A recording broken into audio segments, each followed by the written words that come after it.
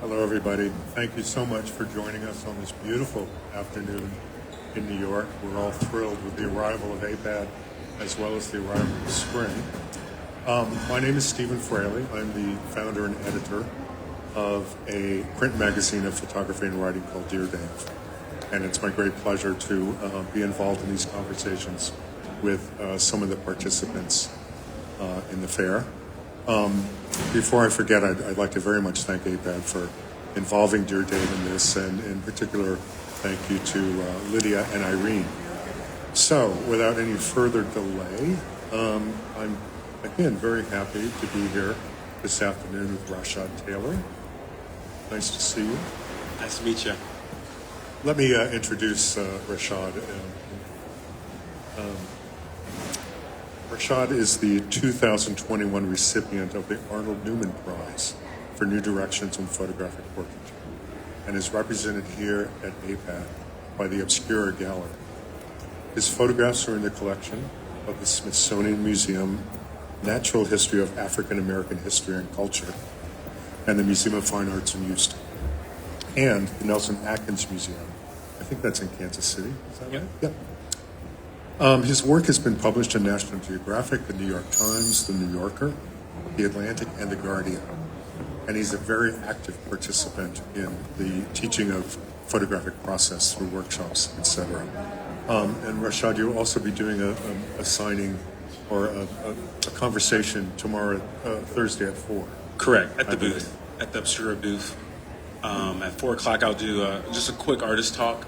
Okay. So looking forward to that too. Okay, and free of charge. Oh, of course, Yes. free. Okay. I mean, if people want to, throw a little tip, they can. Okay, so keep that in mind. This is an interesting format, discussing work with artists, photographers, without having the work presence. And I think there's advantages to that. I think that we could have an in-depth conversation. And I'd like to begin by asking Rashod to describe his work. It's almost as if this is a radio show. Right, exactly. Yeah.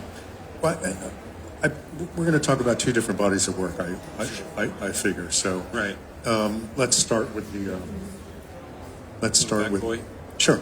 Okay. Yeah. I can describe a little back. Please Boy. do. So I started work on that right around 20. Well, my son was born in 2015. Mm-hmm. So that's when I kind of started. I didn't start the project per se. It was just one of those things where, as a new father, I was really, a new father and a photographer. Mm-hmm. I'm just making pictures of everyday life and everything like that. Right. So I started making those pictures back then, and I would describe the images, the resulting images, as timeless. While they have this snapshot aesthetic, especially the early images in the series.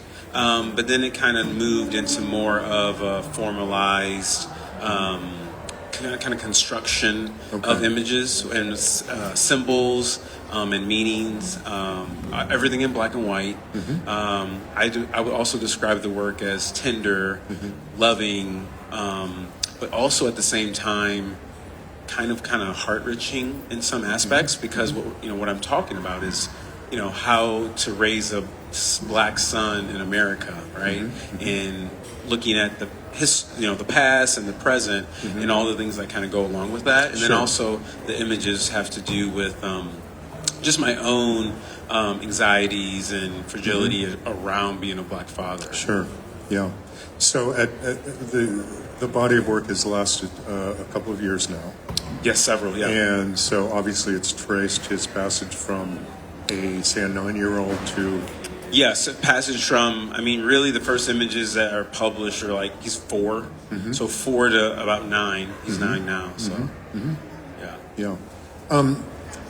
They're beautiful images, and you use the word tender, which I think is a very appropriate way to describe them.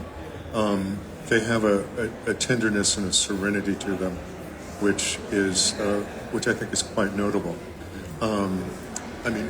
Obviously, the photographic contemporary photography as a narrative has been, I think, very involved in the interpretation of childhood and understanding the complexity of childhood in a way that photography did not always throughout its history. Yes. Yeah. But one of the things that strikes me about this body of work is its serenity, the kind of chaos and clutter that one would often associate with having a child, especially with having a boy. Right. There's a lot of that too. There's a lot of that, but it's not in the project. Yeah. Is that something that's intentional? Yes. I mean, I'm really looking for those in between moments. You know, I'm looking for those soft, tender, and I think also what helps me with those is just because I shoot large format, so it gives my son a time to kind of contemplate himself. Okay. Because as a 4, 5, 6, 7-year-old boy, he's Right. always off the walls and jumping around. Yeah. So for me, it's one of those ways that I can kind of disarm him, to kind of give space for us to have this time to make the pictures. Right. So Right. then that also gives me, So it leads into it. Yeah. So it sounds like it's a more formalized procedure than something spontaneous. Yes, for the most part. Now, there are a lot of instances where he may be doing something spontaneous, or like building the fort. There's an image, it's called, LJ and his fort. And that was a spontaneous moment, but then it's one of those kind of after the fact. So, he made the fort, and then after the fact, it's like, okay, well, let's make a picture. Right. And then occasionally you are in the picture yourself, either as a strong presence or a reflection. Yes. And those are very poignant pictures, as far Right. as I'm concerned. Is it possible that there's a way that the pictures of LJ are also a bit of a self-portrait? Oh, 100%. I mean, with the work, it is, because I said before, it's kind of about me too, right? Yeah. And what I'm going through in parallel, as I'm his caretaker, but I still have to go through some of the same things that he does. But then also, for me, it's also a reflection of my own childhood and how my dad my dad and mom brought me up. So I see that in our interactions also. So it's really kind of this 3-pronged kind of layering of responsibilities and emotions, and I mean, it's almost like it comes full circle. So for me, and making the work, it all comes full circle, because I remember when I was making forts and jumping around and doing things like that. Yeah, but there's as far as I can tell, there's a very consistent emotional tone to the work. Again, it's very serene. There's I think there's 4 or 5 pictures in which his eyes are closed, which I found to be really interesting, because it's almost then as if we're entering into a kind of dream state of LJ's. Right. Yeah, I that's a good point. I mean, I enjoy that, and I'm consciously, I am thinking about that in some of the work, because I just kind of think about how Black boys particularly are like portrayed, and it also as they grow up, it's usually kind of the opposite of tender, serene, loving. So for me, I wanted to really show that piece of family life and his upbringing, because I know that that's not something that's really portrayed in that type of life. Sure. So in a very gentle way, you're also trying to undermine certain racist stereotypes. 100%. Yeah. 100%. Yeah. And it's very nuanced. I mean, the work, unlike My America, for example. Right. The work Little Black Boy doesn't necessarily seem to be ideologically charged. There is one picture in which he is standing next to a road. He has a Black Panther mask on, and there's a Trump sign on the other side of the road. There's also, you do use the American flag pretty frequently in your work, and of course there's a picture of him with the flag. Right. Yeah. Yeah. So, a lot of things there. I think for me, there's a lot of thought that goes into, I didn't want it to be heavy-handed, because I really wanted the images to connect with the audience. I mean, I always make art for myself first, but then also the thought that, everyone's been a kid before. Everyone's either has a nephew or a brother or even, sister or whoever, right, at that age. And I think that people can connect to the work that way too. And I think, and for me, it was about having that entry point into the work to bring the audience in, and then be able to hit them with the other meaning underneath it, the layering of the meaning, and trying not to be so heavy-handed. Sure. As I am more with My America. Yeah. I guess it's a matter of rhetoric. There doesn't seem to be a lot of explicit rhetoric in the work, but again, it's very subtle. Yeah. Yeah, and that's intentional. I think I have other, a lot of the My Americas where I kind of, get out some of the rhetoric part. But for these, I wanted to really kind of focus in on that family life and the love and the care. But then also there's some conflict there in the images that I wanted to show too. Is there a sadness in the work? It is. Yeah. Now that you mention it, it's just this kind of sadness. I think it comes from me. Some of it comes from LJ too. Sure. I mean, he may not be cognizant or conscious of it, but there's definitely a sadness that goes. It's kind of weaved through the whole thing because it's this. Because I talk about in the artist statement, there's this weight of blackness, this weight it's hard to describe to the outside audience, but there's this weight that me and him and other people of color have to carry just in our everyday lives, right? And it's almost like that brings on like a weight and a sadness anyway. And I think that does sometimes translate into photos. I do think that there's an aspect of childhood which is sorrowful, and I don't think it's anything that's been emphasized. And again, in the history of photography, at least in the vernacular, you take pictures of your kids at very happy occasions and ceremonies, and that's, in a sense, that's what you want to promote. A photograph is a promotional device as much as anything. Yes, and and you hit something on the head there too, because that's what we see. Childhood is happy and exciting, which it is, obviously, right? And there are a lot of happy moments that I chose not to edit in, the images. So you remove the happy moments. There's a few. I think there's definitely one of them smiling. I can't remember the title off the top of my head, but he has it was I think called Snow Day. Had his big parka on, and he had a big smile on. So I think that might be like the only Snow Day. So that's I do, and I do try to do a play on words with a lot of my titles to kind of give the viewer a little more context to the images. There is a universality to the pictures because I also noticed that there's very little. I won't say that the places feel generic, but there's very little specific detail.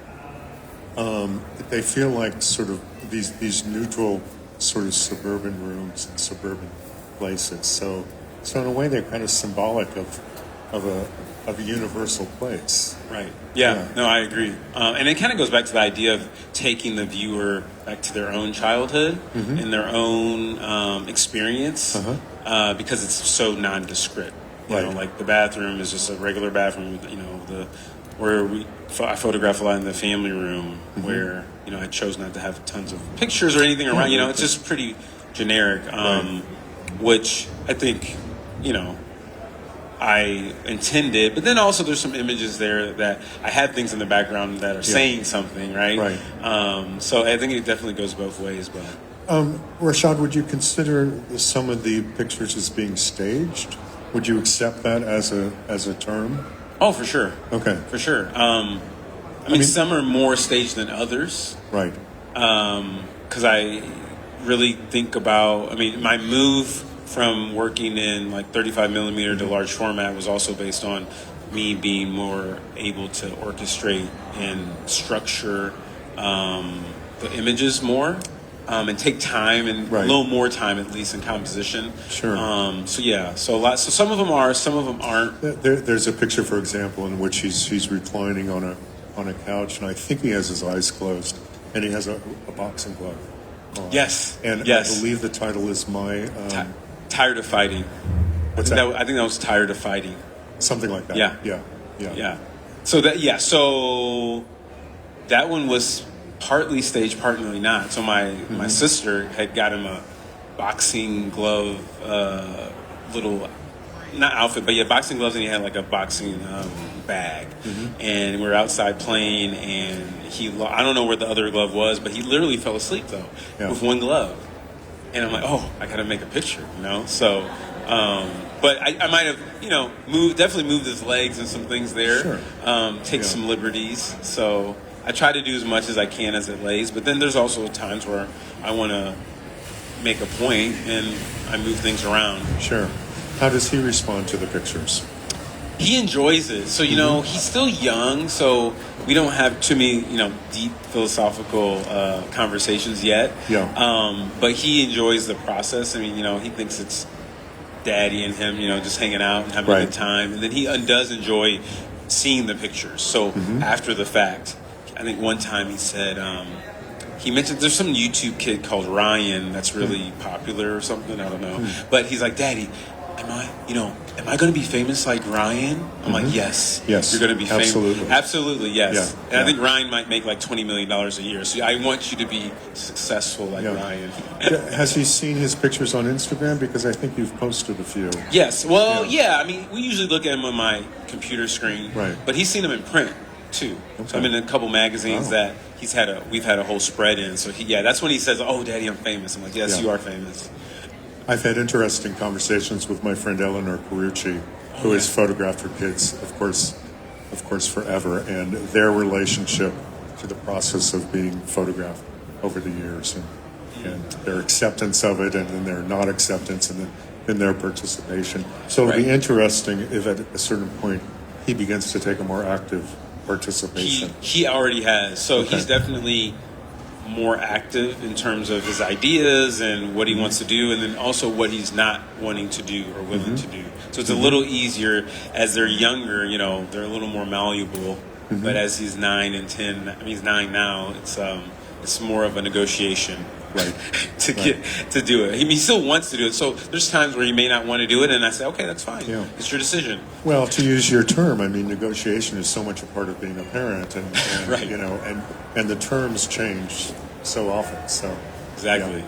Well, Rashod, let's move on to the other body of work, and maybe we should talk about wet plate, the wet plate process, just to get that taken care of. These are beautiful.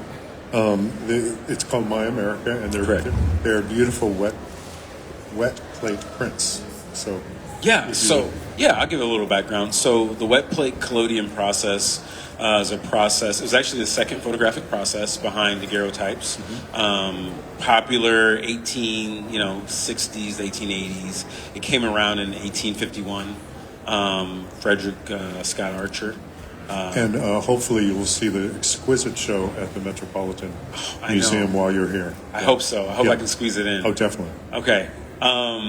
But essentially, for people who don't know, I take any kind of tin or glass, and I pour collodion, and also I have a mixture of collodion, so it's like collodion USP, and then also some bromides and iodines and cadmium and all this, chemistry stuff, because you kind of have to be half of a chemist to do this process. So I coat the plate, then I synthesize it in silver nitrate. Then I go to the camera and make the exposure. Right. And after you make the exposure, then you develop it. So in a dark room. But it has to be done right away. Is that correct? Yeah. So essentially, from the time you coat the plate, it depends on the weather. Anywhere between, I'd say, 15 to 20, 25 minutes to make the exposure, and we'll actually do the whole process. Right. Hence the word wet plate. Sure. I can imagine that there are at least two reasons to use this process. Okay. I mean, one is a love of photographic process and tactility and chemistry, and the other is an interest in history and the way that process transforms a sense of time in the imagery. Yeah. Could we talk about history a little bit? We can, yeah. No, you hit the nail on the head right there. I think for me, when I started it, I wanted to get back to that tactile Right. process and the ability to make a one-of-a-kind, unique piece of artwork. Yeah. Because I was losing that. I think at the time I was shooting a little bit of digital, but even with shooting film, like you have the print, but it takes a lot to get to the print. And these are one-of-a-kind images. Yes. So My America, all those images are between 8 by 10 or 20 by 24, unique tintypes. Wow. I do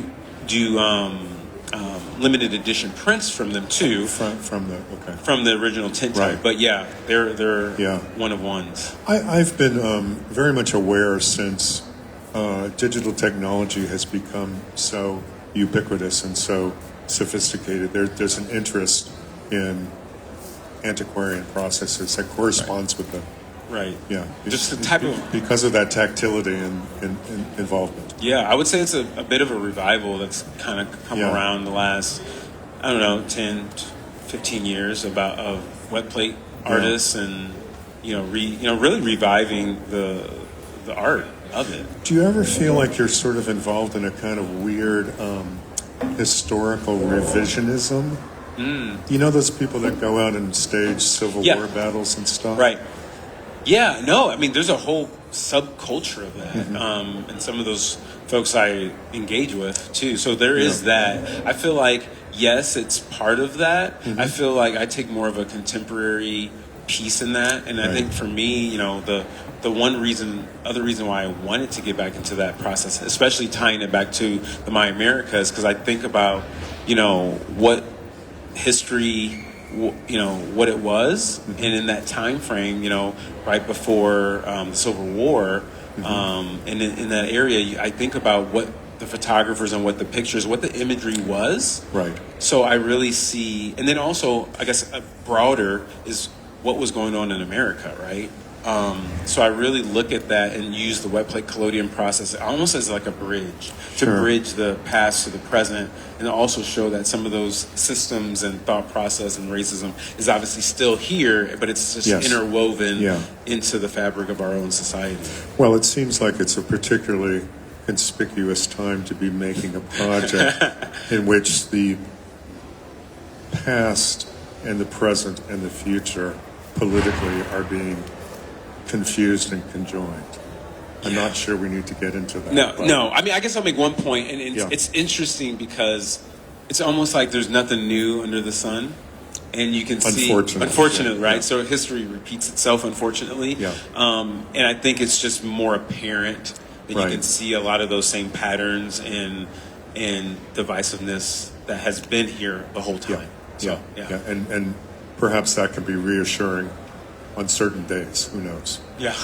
But using such an antiquarian historical process almost sort of doubles down on the sense of photography as being about the past.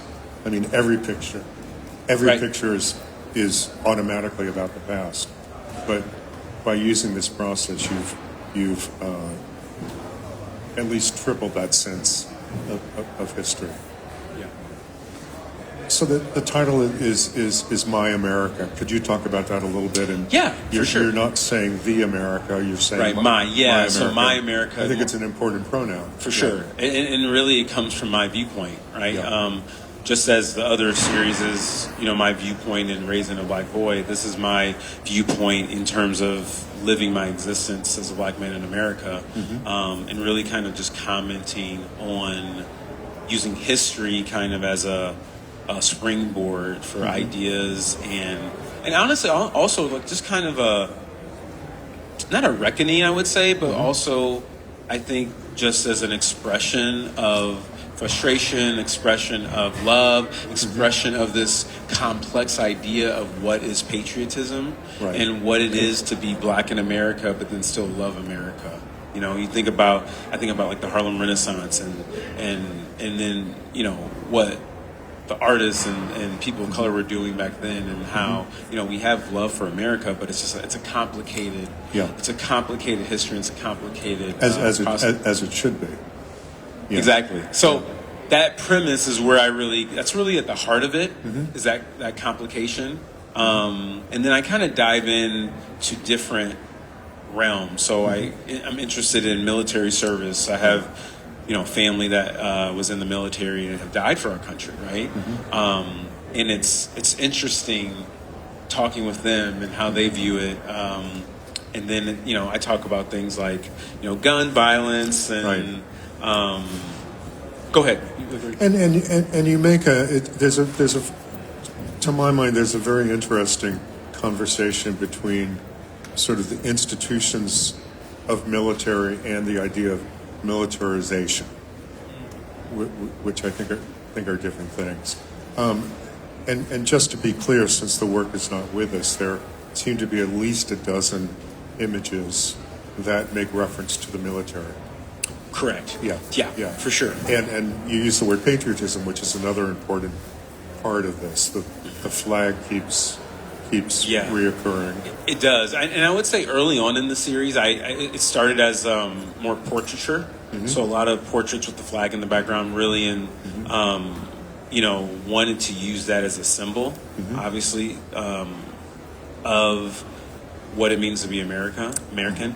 And then I also kind of get out of the studio at some point and make other portraits. And it kind of ranges, though. So I think for me, inspiration comes from a lot of different places, a lot of current events even, because I know one of my first images was really an ode to Trayvon Martin, because I had an image of a black man in a hoodie with the flag in the background. So it is an ongoing project, and it allows you to incorporate whatever is going on in the world and into the project. Correct. Yes. Yeah. So current ideas and then also old ideas and things are really interwoven into the project. I was also reminded the idea of I was alive when the Black Panthers became an idea, became prominent, and I seem to remember how frightened some of us white people were with seeing these black guys with guns. And not to personalize it, but so you make an interesting equation between, again, it's militarization versus the military. There's a picture that reminds me of I think it's an image of Malcolm X with a rifle. There's a picture that feels a little bit like Huey Newton. Sitting in that woven basket. Yeah. There is an image of there's an image that was definitely inspired by that, really. Okay. By that image, that iconic image of him in the wicker chair with a shotgun on one and then a spear in the other. Yeah. And it had this rug that was like African inspired. Right. And then the Malcolm X one was the one with him in the shotgun looking in the window. With the Venetian blinds, Yeah. Go ahead. But it's so interesting because the work goes back and forth between, again, the institution of the military. Right. There are people in military uniforms. There is a beautiful picture of a draped flag with bullet casings, almost like a checkerboard on top of it. There's a very complex conversation about violence. And that's obviously 100% intentional, and I think for me, I want the viewer to kind of enter in and come to some conclusions, right, in terms of what it means, or I like how you put that, like that it is a conversation between the militarization of America too, and I just want, and also African Americans part in it. Well, right. I mean, often unappreciated part in it.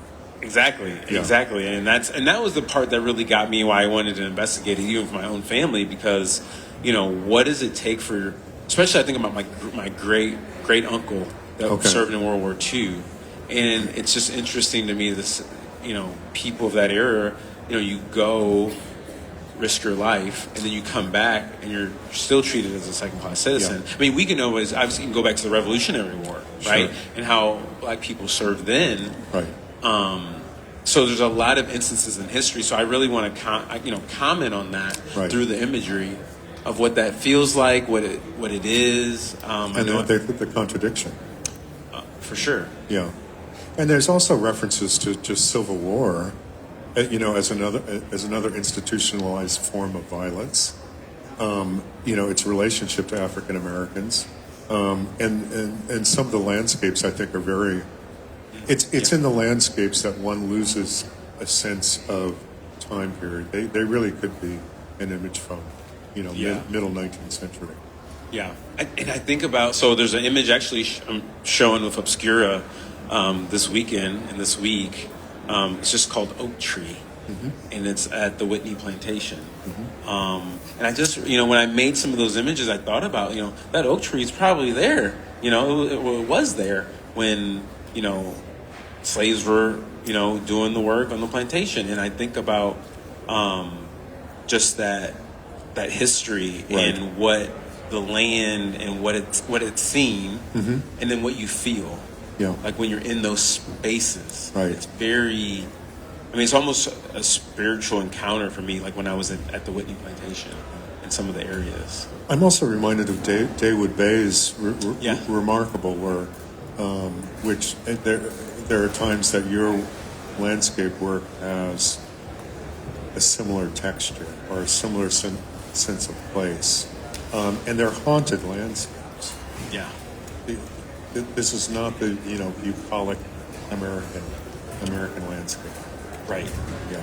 Yeah, it's not. Yeah, and that's what I wanted. Like, I didn't want to have a romanticized view of it. I wanted the images to be kind of, hard to look at in a way where when you really take a second and think and look, it's like, wow, it's a lot to digest. It's a lot to process. But I also think that there's a certain temperament in the work which I now understand is very much your temperament. Yeah. It's a very gentle scenario. This is not work whose purpose is to brutalize the audience. There is one very remarkable picture of a black hand coming in from the bottom of the frame with a pistol in front of an American flag. Yeah. And to me that combines again the institutionalized violence as well as the violence of resistance in one picture. Yeah, there's a lot of layers to that too. Because I think for me, just being a black man, it's almost like taboo for me to even to be a gun owner, because it's like, and I can only speak for myself, but there's this feeling of, yes, I have a legal right, but what happens if someone sees me with a gun? What are they going to do? I'm already intimidated enough by what I look like. Sure. So those are the ideas and things that are kind of behind the work also, in terms of how it affects, my experience. And then I think a lot of people, have that same shared experience too. What pictures would you like to make for that series for My America that you haven't made? I don't mean to ambush you with it. No, that's good. So I'm working on, I'm going to go back down to Savannah, so to Ossabaw Island. So there's some pictures I definitely still want to make there with the larger camera, with the 20 by 24. There's some old remnants that I'm interested in, that I'm looking forward to kind of going back and finding those places. Right. And what is the reaction to the work been? It's been, pretty positive. I haven't had any hate mail or anything, which would be fine too. That's fine. You want to give us your address for the for the hate mail? Yeah. No, that's okay. You can send it down to the White House. You can send it to him. But no, it's been pretty positive. I think a lot of museums and institutions have gravitated to it. You mentioned a couple of them. Right. And I know some of this work is in the Library of Congress also. Excellent. So it obviously has like a historic tone. Yeah. But again, the work is so relevant in the way that history is there's an attempt to rewrite history, especially our relationship, our white supremacist presence. And I think for me too, it's about having that conversation though. Like, I want people to talk about it. I want them to say, oh, what does this mean? Or what were you thinking? Or just to really kind of sit with the images and kind of contemplate. Because I think that's for me as as an artist, that's kind of the icing on the cake. If people can look at the work, internalize it, and then have a Right. conversation about Yeah, it. yeah. And I think I think that your sense of it being internalized, I think is really important, because it's the work almost feels like an elegy, and maybe that's because there's so much past in the work. And again, there's that sadness. Yeah, As I think about it, I think that sadness runs through both bodies of work. yeah, yeah. There is. It's hard to, yeah. It's hard to put in the words, but it's there, in the work. And One last question about, I was thinking of Sally Mann's work. Not so much in the obvious relationship between childhood, but in her relationship to the landscape right. and her legacy in the southern landscape, her family's legacy, and particularly as a white person.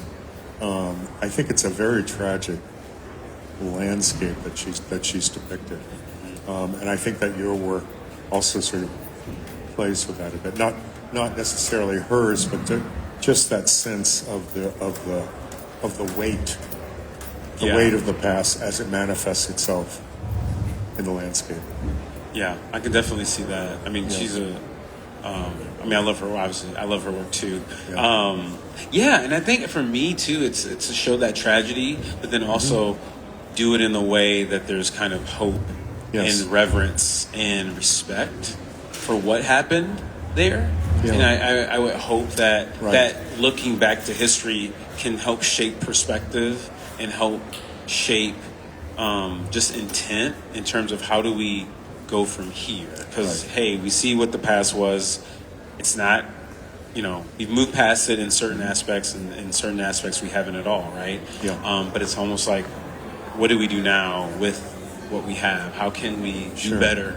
Yeah, well, that's a very diplomatic position, and I Yeah. think it does come through in the work. Yeah, Thank you. yeah. Thank you. Thanks so much. Yes, Yeah. appreciate it. Thank So you. good to talk. Yeah, yeah. Thanks, you guys. Good to be with you.